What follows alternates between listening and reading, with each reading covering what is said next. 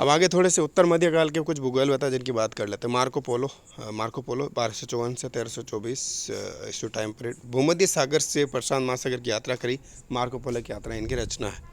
William रुब्बे की बात करें फ्रांस से, इन्होंने 13वीं सदी में रूस, मध्य एशिया, मंगोलिया की यात्रा के बाद काला सागर, कैस्पियन सागर, वोल्गा बेसिनों का वर्णन इन्होंने लिखे। वास्को डी गामा पुर्तगाली था। 1447 में अफ्रीका के दक्षिण में स्थित आसा अंतरीप से होते हुए भारत की खोज के लिए यात्रा की प्रारंभ की और 23 मई 1498 को भारत के पश्चिमी तट पर स्थित प्रमुख बंदरगाह कालीकट पहुंचा था। कोलंबस की बात करें, नई दुनिया अर्थात अमेरिका की खोज का श्रेय कोलंबस को दिया जाता है। 1493 में उन्होंने क्यूबा व जमैका की 1496 में ट्रिनिडाड की खोज की थी। अमेरिकी वेस्पुक्सी उन्होंने अटलांटिक महासागर पार करके अफ्रीका के पूर्वी तट पर ब्राज़ील की खोज की थी। मैगेलन 1520 में इन्होंने समस्त संसार का चक्कर लगाया था और इन्होंने अटलांटिक महासागर पर पार करके दक्षिण अमेरिका का चक्कर लगाकर प्रशांत महासागर की यात्रा की थी। हेनरी हडसन 1607 में इन्होंने जापान के लिए यात्रा प्रारंभ की थी। इन्होंने पूर्वी ग्रीनलैंड व उत्तरी कनाडा की खोज की थी। फ्रांसिस ड्रेक 1577 में विश्व भूमध्य भ्रमण हेतु इन्होंने प्लाई साउथ माउथ से लेकर यात्रा प्रारंभ करी थी। इनकी यात्रा से आनंद महासागर, प्रशांत महासागर, हिंद महासागर के आर पार यात्राओं को विशेष प्रोत्साहन मिला। तस्मान डच यात्री था। 1649 में तस्मानिया की खोज करी थी। पुनर्जागरण काल के आविष्कारक, पुनर्जागरण काल के देखें, कोपरनिकस 1473 से 1543 टाइम पीरियड, जन्म 14 फरवरी 1473 के तोरून में। ग्रंथ आकाशीय पिंडों का वर्णन खगोलीय व सौरमंडल के संबंध में। इन्होंने पृथ्वी को भी अन्य ग्रहों के समान एक ग्रह माना और कहा कि सूर्य को ग्रहमंडल का केंद्र मानकर ही ग्रहों की गति की गणना की जा सकती है। किन ग्रह के संदर्भ में? कोपरनिकस। गैलीलियो की बात करें, गैलीलियो थीसा में जन्म होता है, इटली में। 1609 में टेलीस्कोप की खोज करता है, ये आविष्कार करता है टेलीस्कोप का। इन्होंने बताया कि चंद्रमा की सतह उबड़ खाबड़ है। 1607 में वायु थर्मामीटर का आविष्कार इन्होंने करा। आकाश गंगा की खोज की।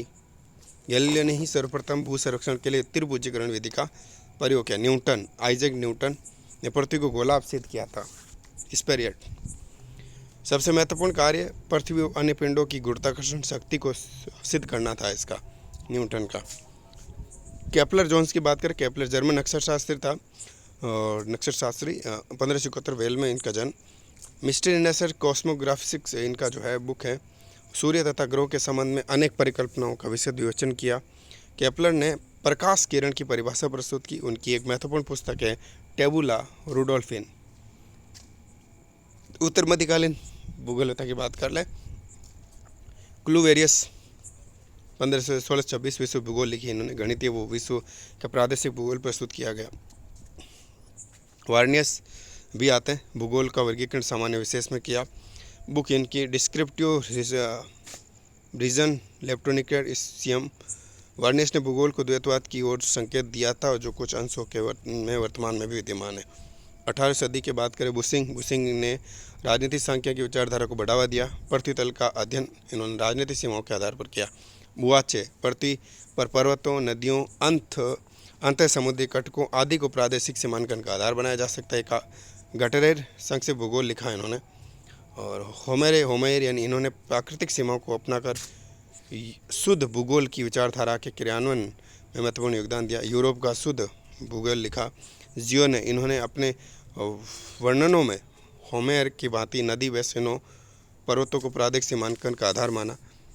और रिनहोल्ड फॉस्टर यानी पैरेल के अनुसार जॉर्ज फॉस्टर प्रथम भूगोलवेत्ता थे जिसने दृश्यावली में के प्रति रुचि और सौंदर्य के भाव जागृत किए। मानसिक मानचित्र की बात कर लेते हैं कुछ। जॉनस्टन मानसिक मानचित्र स्थानों की इमेज से संबंधित हैं और किसी मनुष्य द्वारा स्थानिक अभिष्टता, स्थानिक पद्धति तथा स्थानिक निर्णय के लिए मस्तिष्क में जमा की गई स्थानीय इमेज को संचित करने की प्रक्रिया। मानसिक मानचित्र सूचना तथा निर्वचन का मिश्रण है जो किसी स्थान के बारे में जानता ही नहीं बल्कि उसके बारे में सोचता भी है।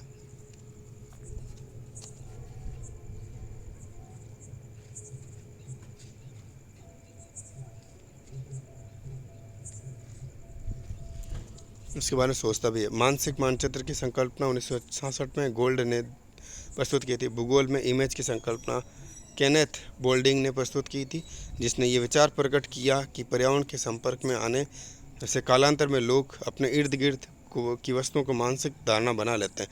मानव और प्रकृति के अंतर संबंधों की सांस्कृतिक संकल्पना बोल्डिंग ने 1956 में दी थी। पर्यावरण प्रतिबोधन व्यवहार, फिर प्रतिपुष्टि मिलेगी, फिर से ये चलता रहेगा क्रम। मानचित्र डाउन्स मानचित्र में डाउन्स की संकल्पना की गई। इसमें यह दर्शाया गया कि पर्यावरण वास्तविक विषय से प्राप्त सूचना मानव के व्यक्तिगत संस्कृति, विश्वास तथा ज्ञान संबंधी चरों द्वारा फिल्टर हो जाती है। मूल्य के बाद बोध, वो सूचना प्रणाली, फिल्टर के बाद ऐसे ये चलता रहेगा। मानवतावाद देख लेते हैं लास्ट में। मानवतावाद भी इसी में देख लेते हैं। मानवतावाद भूगोल का विकास मात्रात्मक क्रांति की प्रतिक्रिया का परिणाम है। ये सोच मशीनी नुमा मॉडलों और स्थानिक विज्ञान पर गणितीय और सांख्यिकी विधियों की काली छाया के विरोध में विकसित किया गया। इसका श्रेय जाता क्रिको जाता मानवतावादी 1951 में समर्थक है ईफुतवान। जनजीवन में मानवतावादी सोच को व्यक्ति व वातावरण के संबंधों को महत्वपूर्ण माना।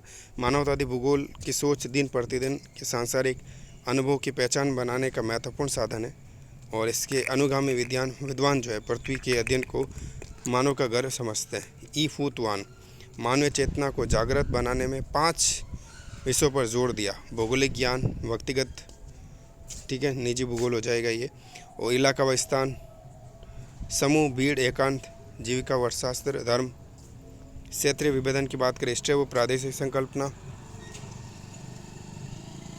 विडाल, पेस की अवधारणा, हैटनर, कोरोलॉजी, वॉटसन, वैश्विक मान्यता प्राप्त हो जाएगा। मात्रात्मक भूगोल, डार्विन ने जैव विकास के सिद्धांत 1859 विश्व को काल विभाजक वर्ष माना जा सकता है। 1820 में प्रत्यक्ष हुआ जो अगस्त कॉम्ट ने प्रतिपादित किया था। सर्वप्रथम ब्रुटोन महोदय ने मात्रात्मक क्रांति शब्द का प्रयोग 1963 में किया था। ब्रुटोन, मात्रात्मक क्रांति 1963। मात्रात्मक क्रांति 1963। मात्रात्मक क्रांति के 2 उपकरण हैं, गणितीय उपकरण और सांख्यिकी उपकरण। सिद्धांत व मॉडल के पूर्व में स्थैतिक संकल्पनाएं। देखो 3 संकल्पनाएं हैं। समरूप क्षेत्र, ये क्षेत्र अपने संपूर्ण भौतिक दशाओं में एक रूप हैं और वो विषमता से रहित हैं। प्रत्येक व्यक्ति एक आर्थिक मानव है जो कि विवेकशील निर्णय लेने में सक्षम तो है। क्षेत्र के आर्थिक और एवं सांस्कृतिक परिदृश्य को स्थायी माना। नील हार्वे की बात करें, नील हार्वे मात्रात्मक क्रांति अपनी अवधि पूर्ण कर चुका है, और सौगात जो अब जब जो है इसका सीमांत हास हल प्राप्त हो रहे हैं। स्टाम्प, मात्रात्मक भूगोल, स्टाम्प क्या कहते हैं, मात्रात्मक क्रांति को गृह युद्ध की संज्ञा दी थी। गृह युद्ध की संज्ञा। नमस्कार।